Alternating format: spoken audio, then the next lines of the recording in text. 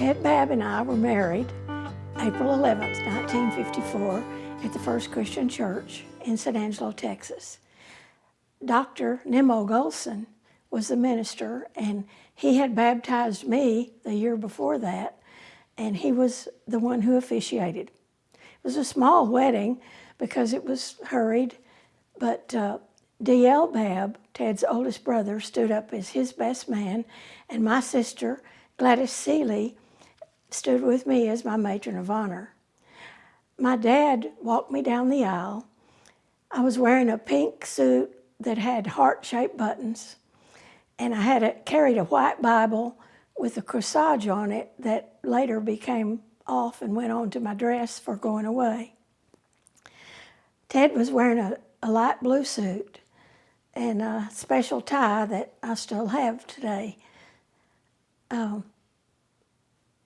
It was mostly family, small, but those who could attend on both sides. And after the wedding, we went to the home of his sister, Evelyn Wynn, for a little reception. Evelyn had a real nice 3-tiered cake for us, and we enjoyed that and saying goodbye to everybody. And then we left in Ted's 1937 pickup for our honeymoon, and we went to San Antonio. We were there till Thursday, and then we drove back to San Angelo and spent 2 nights at the Babb's home. And Saturday, he had to leave for the draft, and I went back to my folks' home to finish out that year of college. Ted was sent to Fort Bliss, I believe in El Paso, for basic training. And he did mention to me that he was made acting corporal. There were 5 men from that area that were, and he was to be in charge to make sure they got back on the bus after they stopped to eat or something and didn't escape. So they all arrived, and I think there's a picture of Ted standing by one of the huts where they took their basic training. After his finished basic, his next assignment was to Signal Corps School in Eatontown, New Jersey at Fort Monmouth. And of course he wanted me to go. So I finished that year of college and then got ready, and he came home after Memorial Day, and we left for the New Jersey.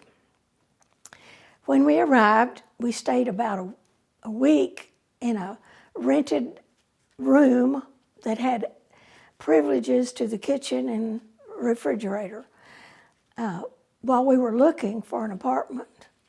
And we weren't having much success, and it looked like we had about enough money to stay 1 more week, and then they'd have to send me back home if we didn't find something.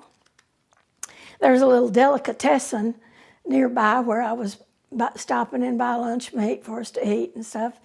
And I went in there that one day, and the man at the meat market said, "Well, you're still here."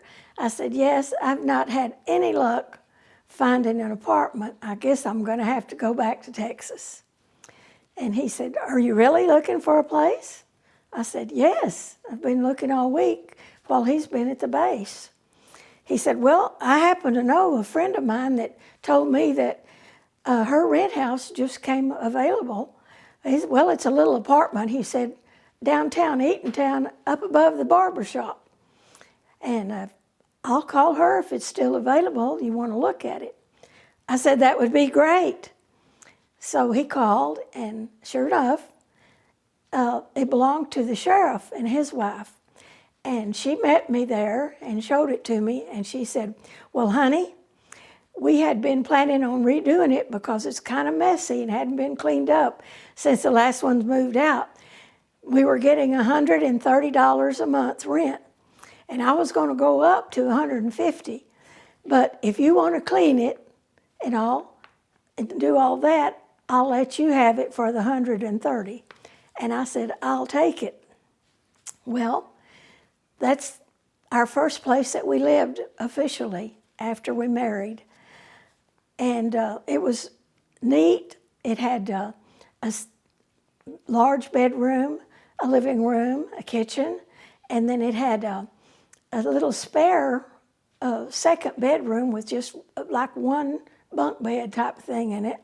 But the other side upstairs had where you could store your stuff, and it had clotheslines with a window that you could open and hang your clothes and all. And so that's where we lived, and moved in there about the second or third week of June of '54. Our first visitor to that house was Bill Wynn, who was Ted's 14-year-old nephew. And he flew up from San Angelo, Texas, and spent 2 weeks with us. We took him to the beach, buried him in the sand once, and went swimming. Had a lot of fun doing that, a couple of 3 times. And then we took him to all the local amusement parks, because being a teenager, that's what he liked. Asbury Park, and one in Monmouth that had a large roller coaster. I let him and Ted do that one, and I stayed off of that because it didn't look too high to me. And sure enough, Bill got sick later coming down, or it might have been the hot dogs he ate. Anyway, that was fun. But when he left, we looked at our finances, and Ted, as a private, was getting $90 a month. And I was, as a dependent, was getting $90 a month.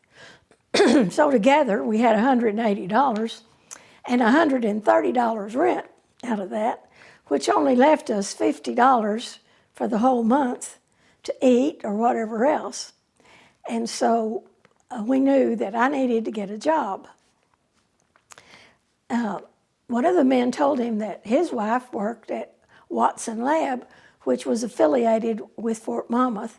And so I had secretarial school in school, and I went to apply for a job and was interviewed, and the lady said they needed a typist, and she looked at my typing and thought it was great and said, we will hire you, but it takes 6 weeks of FBI clearance before you can come to work, because this is a security base.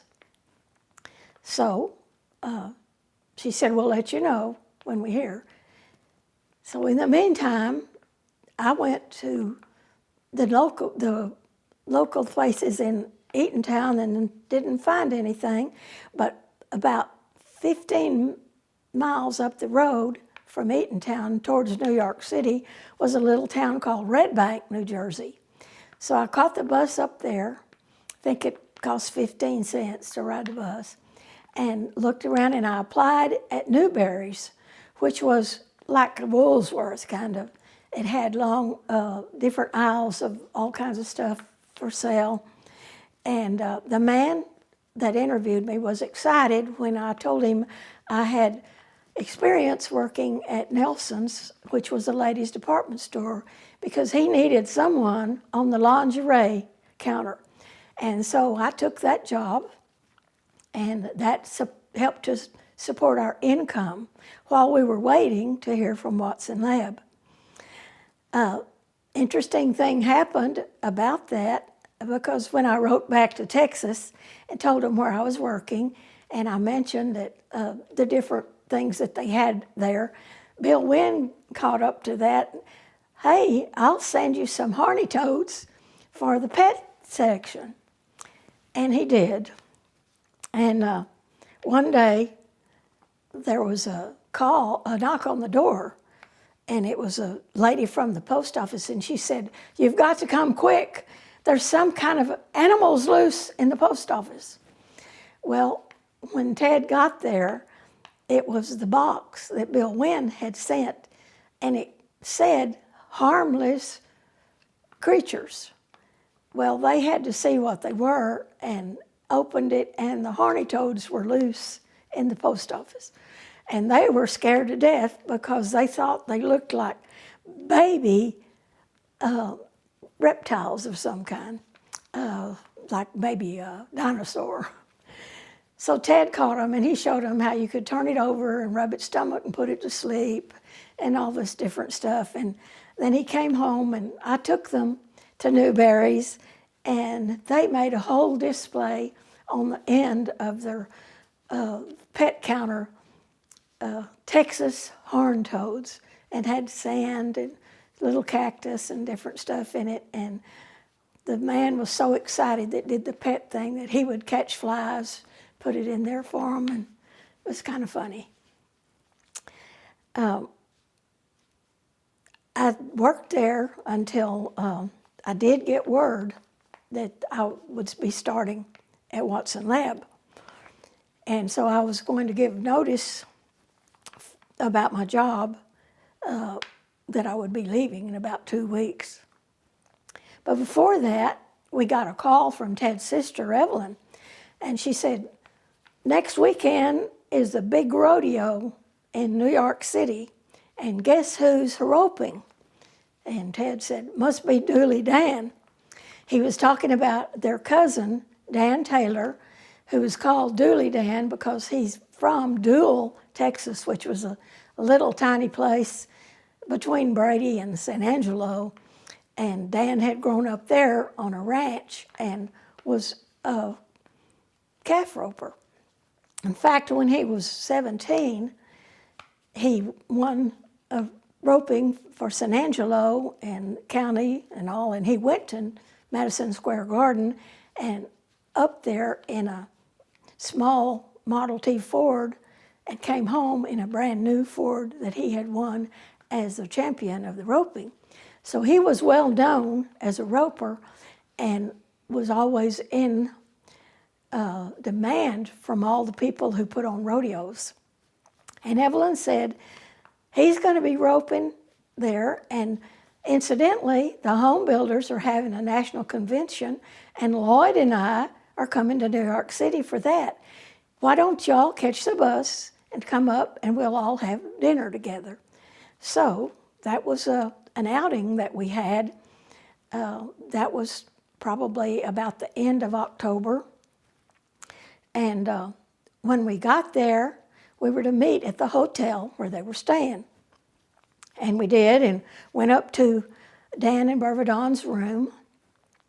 And their little girl, Danadon, had been born, and Ted's Aunt Leela, who was already in her 90s, I guess, was there also taking care of the baby while they rodeoed.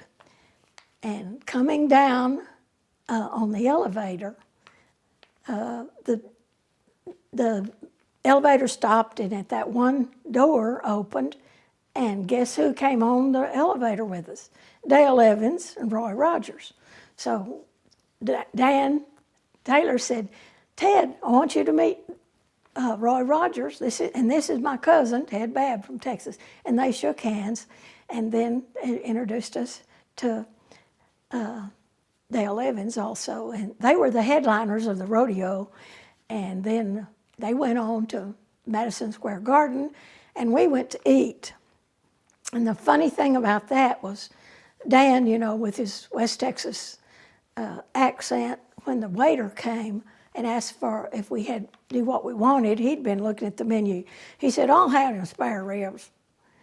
And so the waiter looked at him kind of funny. He said, ribs? And he said, yeah, yes.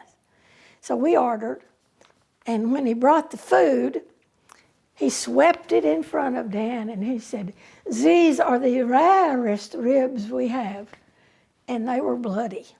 And Dan said, I've seen cattle hurt worse than that got well. Anyway, that was a fun time, and an interesting thing that happened joining Texas with New Jersey.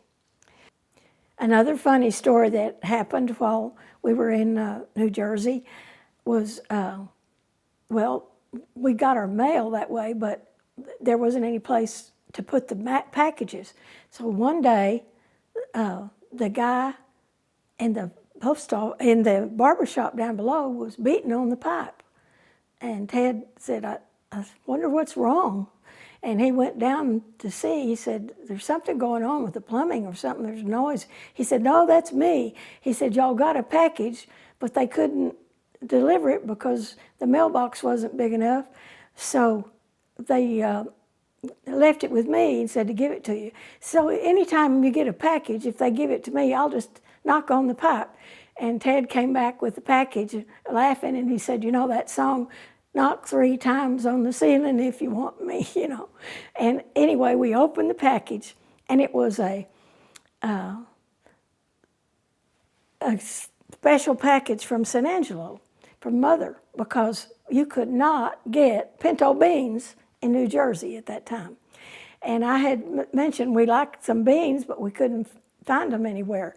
And so she had sent pinto beans, and she had sent pecans, and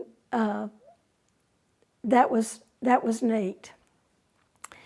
I did learn to cook a little better while we were there, but I did not realize, because I'd never used an electric oven before, that you can't have the broiler on dripping down on the bottom thing, and then turn the oven on, and I made a broil of steaks, and some of it dripped off, and then I put bread in afterwards. And when I went to check the bread and I opened the oven door, boom, it caught on fire with the oxygen. And I shut it and I said, Ted, the oven's on fire. And so we were across the alley from the local fire department, and some of the firemen were sitting down there playing dominoes. So Ted just raised the window and said, hey guys, you got a fire extinguisher? And they said, yeah, you got a fire? And he said, yeah, what kind? Ted said, a grease fire. Grease fire, oh my. And here comes 3 firemen up with and they opened the oven door and shot foam in there and put it out and everything. And somebody down there said, hey, did it ruin her dinner? And the one fireman said, well, the steaks look pretty good, but I wouldn't give you anything for this bread. So that was another funny thing that happened there. And then we did have, with the added income, we were able to buy our first TV. And that gave us a lot of enjoyment, because even though it was only 14 inches, we could get New York City and we could get New Jersey. And that's because the man that sold it to Ted said, you'll need an antenna, but I can make you one. And he gave him this long wire, and it went with a thumbtack. Ted would stretch it up on one wall and we'd get New York, and then on the other wall we would get local news.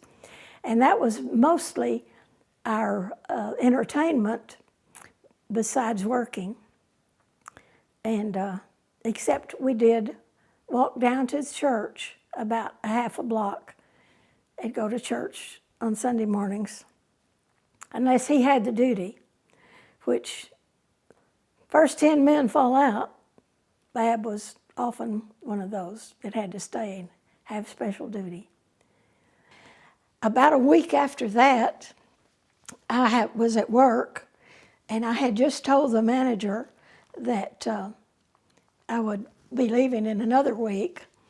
And on that Saturday, Hurricane Hazel was coming in on the coast.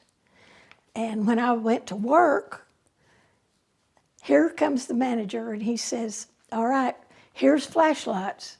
If the lights go out when the hurricane hits, keep this light on so that you won't have people stealing stuff off of your counter. And sure enough, we lost electricity. And I'm standing there with the flashlight. And in the door comes this soldier boy. And he said, we're going back, we're going home. There's a hurricane coming.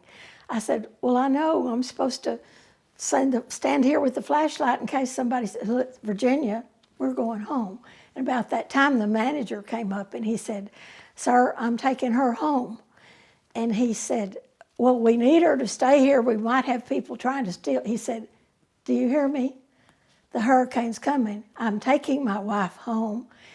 This can be her last day, or if you want her, she can work one more week, but I'm taking her home. And so we left. And I did come back and work about 3 or 4 more days, and then that was it. And then I reported to Watson Lab. And the lady showed me what they wanted me to do. And that was pretty interesting work. But not knowing how long we'd be there, I ended up there only 6 weeks because Ted then graduated from his Signal Corps school, and he got orders this way. When they had their graduation, the man in command said, first 10 men fall out. And of course, that was always 4 or 5 A's, and Babb was the first B. So they stepped forward, and he said, it's time for rotation to West Germany, and you 10 men are going to Germany, the rest of you are going to Korea. Well, that was like a God thing that Ted was not sent to Korea. So then we had to arrange for me to go back home because he knew that I would not be able to go unless he got permission. Graduating from the school, he got a 1-stripe rank to PFC, but only sergeants and above could automatically take their wives or families with them at that time in the service. And so on December the 3rd of 54, he put me on a train in Red Bank, New Jersey, with a ticket to St. Louis and a joining train there on the Texas Flyer back to Abilene, Texas. And that's where I left, and I had a sleeper car that night and then got on the Texas Flyer the next morning. And he said, my family will meet you in Abilene. And sure enough, when the train pulled in to Abilene, I saw D.L. Babb standing at this end of the thing, and the train was walking slow. And then I saw Mr. and Miss Babb. Then I saw Evelyn Wynn. And I saw Lloyd Wynn. They had lined up all along the station so that they would catch me whatever car I came out of. And the Babbs picked me up and drove me back to San Angelo, to my folks' home. And Ted got on the ship, the troop ship, in New Jersey, in the harbor, on December 5th, 2 days later, and arrived in Bremerhaven, Germany, on Christmas Eve night. He said the saddest Christmas he'd ever had. And I spent Christmas with my family and with the Babb family. And that's when I first met Bob Babb, who was Ted's brother, just 22 months older than Ted, but he had been in the Air Force and had gone to Japan and Korea. And he was on the way home from Japan when Ted was on the way to Germany. So they did not see each other for over 4 years. But I met Bob at that time because he was there for Christmas, and he brought us a wedding present, a tea set from Japan. Beautiful. And it was not a real happy Christmas for me either, even though I was with my family and Ted's family, but I didn't have him. He wrote to me and told me he had been met with the company commander, and he would be going to bring me over, maybe. They would give him an answer, but in the meantime, he began looking for a place to stay. So I was staying with my folks back home in San Angelo, Texas, since Ted had gone to Germany, and was waiting for him to maybe get the permission for me to come. In the meantime, I knew I didn't have enough money, so I would find a job. And I found a job at General Telephone Company in San Angelo as a secretary. I knew, or I suspected, that I was pregnant. That was confirmed with the doctor giving me a due date of about August 12th. So I said, I need to work because if I can go to Germany, I will need the money to get over there. And if I don't get to go, I will need the money for the new baby that's coming to pay the doctor. So I worked at General Telephone, and that was kind of interesting because Babb was working there, and I would see him most days to say hello. And I would spend the night, maybe one night a week, out at the Babb's house and have supper with them. And that way I kept in touch with Ted's family through seeing Bob at work or that. And then at church on Sundays I would see Evelyn and Lloyd and Bob. But I kept working, and I bought a car to have a way to get back and forth to work. It was a Hudson, kind of a big car, sedan, but my daddy said it was a good one. And so I was making payments on that. And then I got word from Ted that he was able to bring me over, and he had found a place for us to live. I got one picture from him of Panzerkaserne, and with him standing in front of the sign that said Panzerkaserne, because that was where the Signal Corps base was. That had been Rommel's old tank corps during World War II, and that made the Signal Corps base. And he sent me this picture, and this was written on the back of it. Hi, darling. As you look at me, I'm smiling, for I know that I've got the sweetest wife in the world. I love you, darling. I sure wish you were here to help fill in this picture and also to fill in my heart. And so I began making arrangements for my flight. I'd never flown before. I'd been in a car and a bus and the train, but that was an interesting thing. I would be in segments. My first segment would be from Mathisville, San Angelo, in a little 6-person plane to Abilene. And then in Abilene, I got on a plane that would hold 18 people, and it went to Dallas. And these were prop planes. And in Dallas, after a layover, I got on a 2-prop plane that took me to New York City. As we were approaching New York, it was fogged in, and so they announced, we'll be circling, waiting for a chance to go in.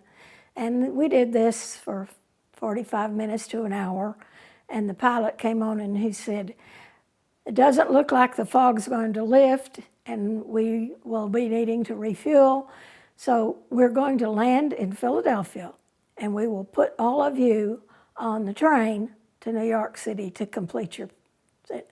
So we were landed in Philadelphia, and we get from the airport on the bus that they put us on to the train station 5 minutes after the speed train had left. And they put us on the local train, which stopped at every station along the road from Philadelphia through New Jersey and to New York City. And I arrived when I was supposed to have arrived around 9 o'clock that night, I arrived at 5 the next morning. And they had given my hotel room up. But they found a small place, a very small place. I don't know that they ever rented it, but I got to lie down for a while, and then I slept about 3 hours, and then I left again for the airport. And in New York, I got on the plane that had 4 props, and it flew to Gander, Newfoundland, and refueled, and then it flew from Gander to Shannon, Ireland, and refueled. Then it stopped in London and let people off, and then from there to Rhein-Main Air Base in Germany. And there was a soldier standing there waiting for me with a big smile on his face. The smile didn't last too long because with being pregnant and not having enough sleep and everything, I was ready to throw up. And the first thing I said to him is, "Which one is the girls' bathroom?" Because they said Damen and Herren, and I didn't know which one I was.